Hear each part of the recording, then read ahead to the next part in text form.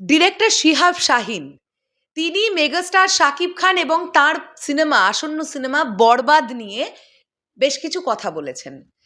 তো আমরা রিসেন্টলি একটি ইন্টারভিউ এরকম দেখতে পেলাম যেখানে শিহাব শাহিন ভাইয়াকে বেশ অনেক প্রশ্ন করা হয়েছে এবং তিনি তার উত্তরগুলো যেভাবে দিয়েছেন আমার ব্যক্তিগতভাবে বা শরৎ মিউজিক ভেঞ্চার্স টিমের ব্যক্তিগতভাবে খুব পছন্দ হয়েছে। এখন আমরা এই ভিডিওতে সেই বিষয়টা নিয়ে একটু বিস্তারিত আলোচনা করব।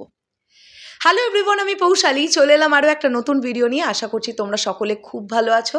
এই ভিডিওটা আমার মনে হয় তোমাদের পছন্দ হবে। দেখো, আসন্ন রোজার ঈদে বাংলাদেশের যে কটা সিনেমা মুক্তির তালিকায় আছে সর্বপ্রথমে থাকবে মেগাস্টার শাকিব খানের বরবাদ। এটা নিয়ে কোনো ডাউট নেই, জাস্ট ডাউট নেই। না হল পাওয়া নিয়ে কোনো ডাউট আছে, সর্বোচ্চ হল পাবে বরবাদ, শো পাবে সর্বোচ্চ বেশি। কিন্তু এই বরবাদের পরে সেকেন্ড পজিশনে যে সিনেমাটা থাকবার প্রবল সম্ভাবনা থাকছে সেটা কিন্তু দাগি।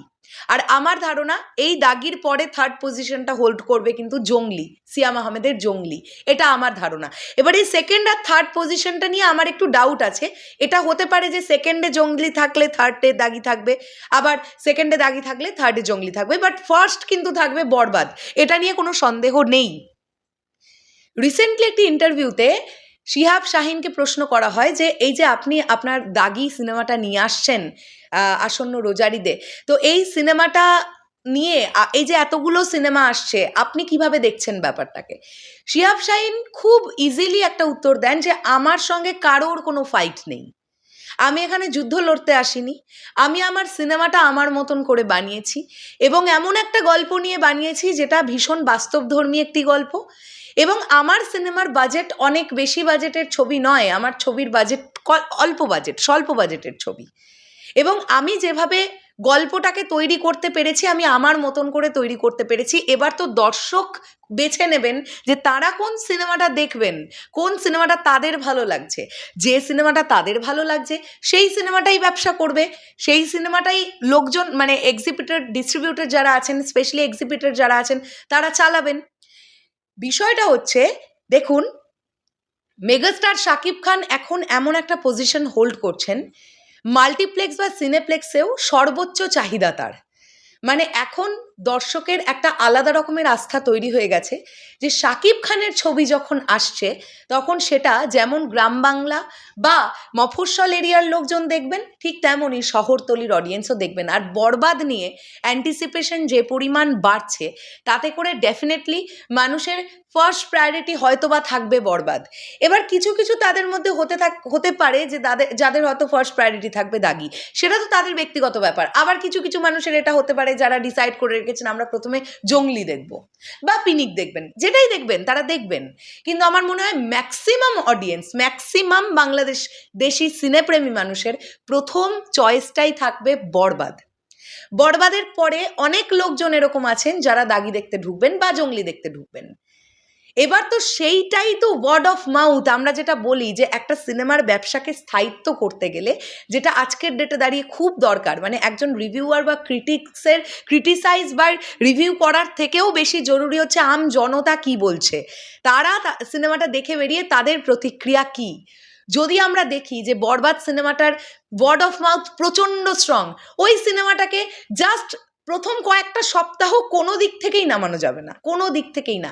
এবার যদি আমরা এটা দেখি যে বরবাদের ওয়ার্ড অফ মাউথ যতটা স্ট্রং, দাগিরও ঠিক ততটাই স্ট্রং, তাহলেই সেকেন্ড উইক থেকে একটা ক্ল্যাশে আসবে। লোকজন যারা হল মালিক তারা দেখবেন যে কোন সিনেমাটা দেখতে লোকজনের বেশি ভিড় হচ্ছে। আমি আবারও একটা বিষয় বলতে চাই, সেটা হচ্ছে সিঙ্গেল স্ক্রিনে কিন্তু বরবাদ ছাড়া অন্য কোনো সিনেমা চলবে বলে আমি বিশ্বাস করি না। সিঙ্গেল স্ক্রিনের হল মালিকেরা না তীর্থের কাকের মতন অপেক্ষা করে যে কখন দুটো ঈদ আসবে আর মেগাস্টার শাকিব খানের সিনেমা আসবে আর তাদের সিনেমা হলগুলো ভরিয়ে দর্শক সিনেমা দেখবেন। তো সিঙ্গেল স্ক্রিনে একচেটিয়া বরবাদ চলবে, আমার এটা বিশ্বাস। 90% সিনেমা হলে বরবাদ চলবে। এখন কথাটা হচ্ছে সিনেপ্লেক্স বা মাল্টিপ্লেক্সে, এই দুটো হচ্ছে কথা। হ্যাঁ, তো দেখা যাক না কি হয়। আমরা তো অবশ্যই এটা চাইবো যে প্রত্যেকটা সিনেমাই কম বেশি ব্যবসা করুক, কিন্তু হ্যাঁ এখানে খুব ইম্পর্ট্যান্ট একটা ব্যাপার আছে। ঠিক যেমনটা আমরা প্রিয়তমা এবং সুরঙ্গের সময় ঘটতে দেখলাম, অযথা মেগাস্টার শাকিব খানের ব্যক্তিগত জীবন নিয়ে প্রশ্ন তুলে সেটাকে পরিহাস করে হাসাহাসি করে একটি টক শোতে এসে আফরান নিশো যেটা করেছিলেন সেটা খুব খারাপ। এই সেম পলিসি যেন দাগি সিনেমাটার ক্ষেত্রে না নেওয়া হয়। এটা যদি নেওয়া হয় তাহলে কিন্তু এইবারে মানুষজন ধরে ফেলবে যে পুরোটাই পূর্ব পরিকল্পিত। আর এটা কিন্তু এইবার যদি সেম জিনিস রিপিট হয় মানুষজন কিন্তু ছেড়ে কথা বলবে না। এমনি সাকিবিয়ানরা কেউ ছেড়ে কথা বলেনি সেই সময়, আমরা সবাই এটার বিপক্ষে ভিডিও বানিয়েছিলাম। তো শিহাব শাহিনের একটা কথাই আমার খুব ভালো লেগেছে যে উনি বলছেন আমার সঙ্গে কারোর ফাইট নেই, যদি আমার সিনেমা তাদের দর্শকের ভালো লাগে তারা দেখবেন। আর দর্শকের ওপরে তো সিনেমার কেউ নেই, মানে দর্শক তো দেখে ভালো বলবে। আর একটা খুব ইম্পর্টেন্ট কথা বলেছেন, উনি বলছেন যে একটা সময় এরকম ছিল আমাদের বাংলাদেশ ইন্ডাস্ট্রিতে সারা বছর ধরে সিনেমা রিলিজ হতো। ঠিক যেমন 2 ঈদে সিনেমা রিলিজ হতো, ভালোবাসা দিবসে সিনেমা রিলিজ হতো, দুর্গাপুজোয় সিনেমা রিলিজ হতো, ক্রিসমাসে সিনেমা রিলিজ হতো, পয়লা বৈশাখে সিনেমা রিলিজ হতো। কিন্তু এখন আমাদের সিনেমা ইন্ডাস্ট্রিটা 2 ঈদ কেন্দ্রিক হয়ে গেছে। তা বাদে আর কোনো সময় কোনো তেমন সিনেমা না বেরোচ্ছে না ওয়ার্ক করছে, কোনোটাই হচ্ছে না। কিন্তু একটা ইন্ডাস্ট্রি তো বছরে 2 বার করে সিনেমা নিয়ে এসে ইন্ডাস্ট্রি তো দাঁড়িয়ে থাকতে পারে না, এটা তো একদম ঠিক কথা। তাই শিহাব শাহিন বলছেন যে আমরা একদম জিরোর দিকে চলে গেছি, এবার আমাদের ওপর দিকে উঠতে হবে, মানে 0 থেকে +1 +2 +3 এরকম করে উঠতে হবে আমাদের, যেন ডিমোশন না হয়। আমাদের প্রমোশন দরকার, এবার ডিমোশন নয়। তো এটাও উনি খুব ভালোভাবে বলেছেন।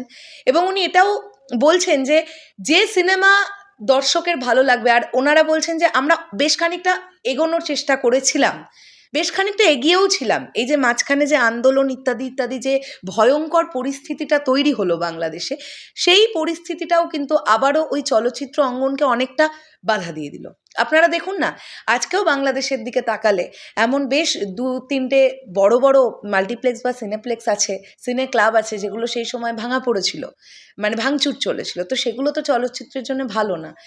এই পুরো পজিশনটা এমন একটা পজিশন, সত্যি এবারের ঈদটা প্রচণ্ড পরীক্ষামূলক একটা ঈদ হতে চলেছে, যে বাংলাদেশবাসী তারা কতটা প্রিপেয়ার্ড সিনেমা দেখার জন্য, তারা মেন্টালি কতটা প্রিপেয়ার্ড, এটা একটা পরীক্ষা আসন্ন রোজার ঈদটা। দর্শক বুঝিয়ে দেবে তারা কি চায়। তো আমার খুব ভালো লেগেছে এই আলোচনাটা, তিনি যেভাবে কথা বলেছেন আমার খুব ভালো লেগেছে। আর দেখুন, আমরা কিন্তু এটা অস্বীকার করতে পারি না যে শিহাব শাহিন একজন ভালো পরিচালক, এটা অস্বীকারের কোনো জায়গা নেই। বরঞ্চ মেহেদী হাসান হৃদয় ভাইয়াকে নিজেকে প্রুফ করতে হবে, কেননা তিনি মেগাস্টার শাকিব খানকে নিয়ে প্রথমবারের জন্য বড় পর্দায় আসছেন।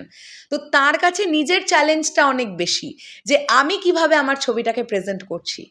আই থিঙ্ক মেহেদী হাসান হৃদয় ভাইয়া নিজের সঙ্গে নিজের চ্যালেঞ্জটাকে একসেপ্ট করে নিয়েছেন, এবং তিনিও তার ছবিটাকে নিয়ে, মানে বরবাদ নিয়ে মেহেদী হাসান হৃদয় ভাইয়াও অনেকটা আশাবাদী। আমার মনে হয় প্রত্যেকজন ডিরেক্টরকেই মুখে মাইক ধরলে বা বুম ধরলে তারা সেম কথাই বলবেন, যে আমাদের কারোর সঙ্গে কারোর ফাইট নেই, কিন্তু এটা যেন প্লিজ আমরা বাস্তবেও করতে দেখি। ডিরেক্টর কিছু বললেন না, এদিকে অ্যাক্টর কোনো টক শোতে এসে এমন একটা কথা বললেন দেশের মেগাস্টারকে নিয়ে, এমন পরিহাস করলেন, হাস্যকর একটা সিচুয়েশন নিজে নিজে ক্রিয়েট করার চেষ্টা করলেন ইচ্ছাকৃতভাবে, যেটা লোকজনের কাছে ধরা পড়ে গেল। সেই বিষয়টা যেন না হয়, কোনো কিছুই কিন্তু অতিরিক্ত ভালো না। যাই হোক, শেষ করলাম ভিডিওটা। তোমাদের কি বক্তব্য এই পুরো বিষয়টাকে নিয়ে অবশ্যই কমেন্ট করে জানিও। দেখা হচ্ছে আবার খুব শিগগিরই। তাহলে এখনের জন্যে টাটা।